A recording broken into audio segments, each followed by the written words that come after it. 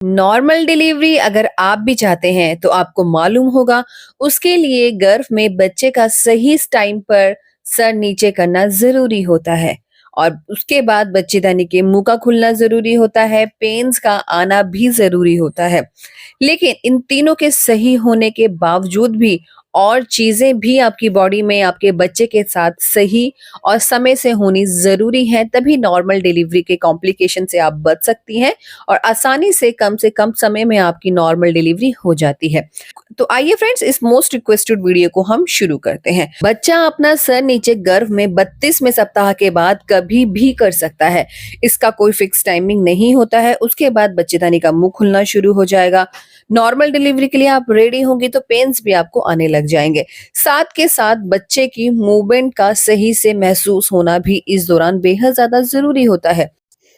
बच्चा मूवमेंट नहीं कर रहा है या कम कर रहा है या फिर अचानक से बच्चे की मूवमेंट कम हो गई है और डिलीवरी को अभी समय रहता है, तो इस कंडीशन में आपका अल्ट्रासाउंड करवाया जाता है और कॉम्प्लिकेशन होने पर सिजेरियन के जरिए बच्चे को बाहर निकालना पड़ सकता है। तो 8वें या 9वें महीने में बच्चे की मूवमेंट पर आपको ध्यान देना है।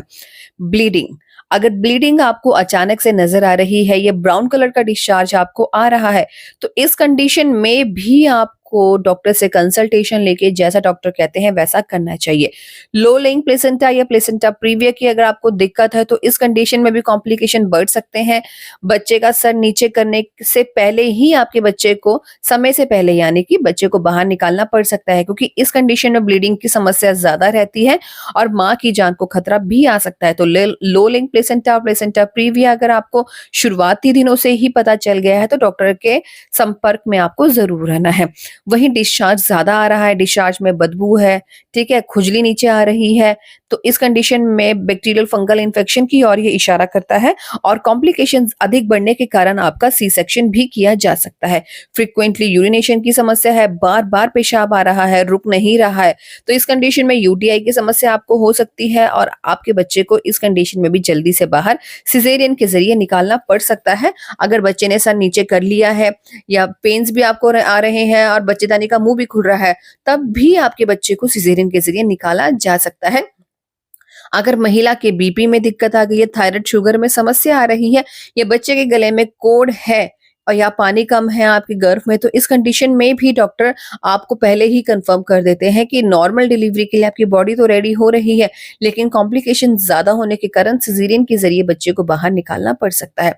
मोस्ट डेंजरस तब होता है जब बच्चा गर्भ में पॉटी कर दे या बच्चे के गर्भ में पानी चारों ओर का कम हो, तो इस कंडीशन में भी बच्चे को इन्फेक्शन का खतरा रहता है, सांस लेने में दिक्कत आ सकती है और बच्चे को बाहर निकालना समय से पहले और सिजेरियन के जरिए पॉसिबल होता है।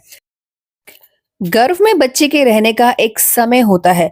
अगर आप अपनी डिलीवरी डेट से ज्यादा इंतजार करती हैं और गर्भ में पानी सूख सकता है, क्योंकि एक समय तक पानी गर्भ में बच्चा पीता है और पानी बनता रहता है, लेकिन समय से ज्यादा अगर आप इंतजार करती हैं तो पानी बनना गर्भ में बंद हो जाता है, बच्चे के चारों ओर का पानी सूखने लग जाता है। कई कंडीशन में तो आपकी पानी की थैली भी फट जाती है। अब पानी की थैली फट गई है तो इमरजेंसी में आपकी डिलीवरी करनी पड़ सकती है।